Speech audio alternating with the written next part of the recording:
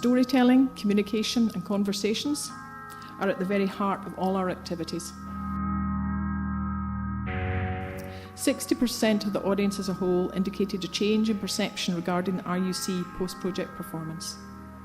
97% of the audience agreed that theatre and the arts are an effective way of exploring sensitive issues.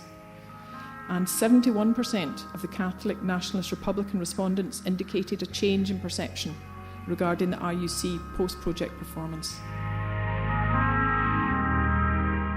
And I think there's also a discussion while we talk about this pioneering project about giving police officers a voice, as has previously been done with the IRA, the INLA and the Loyalists.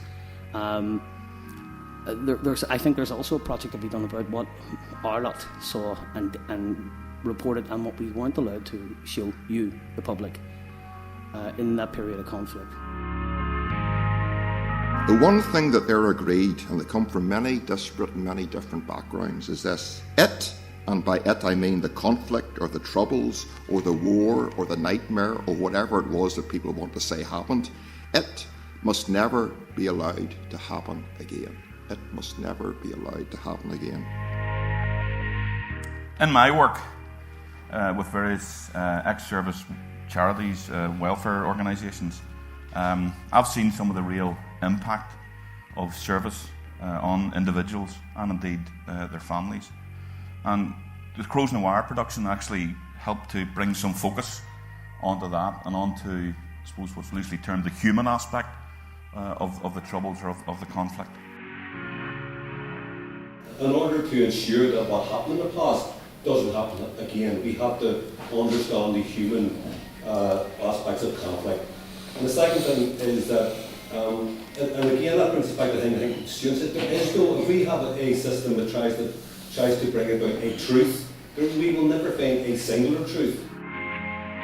So that's all the more reason why Crows Noir is important.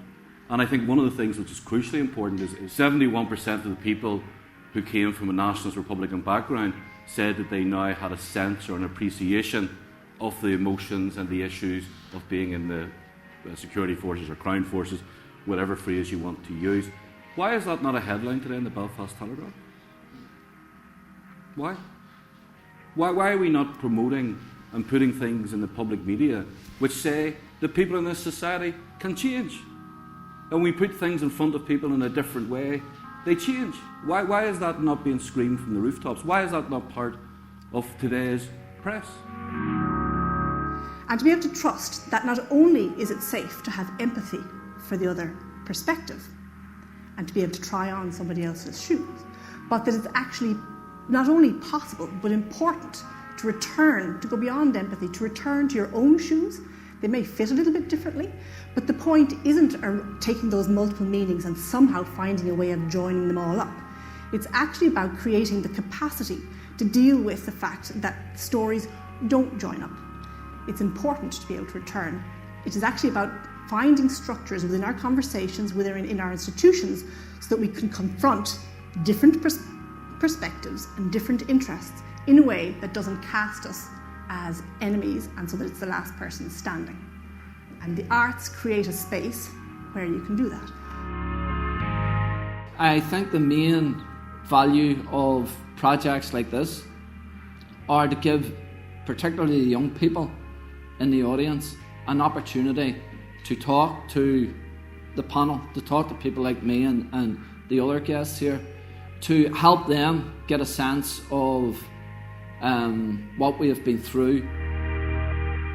Is the cultural industry the best place to reach truth or truths about the conflict?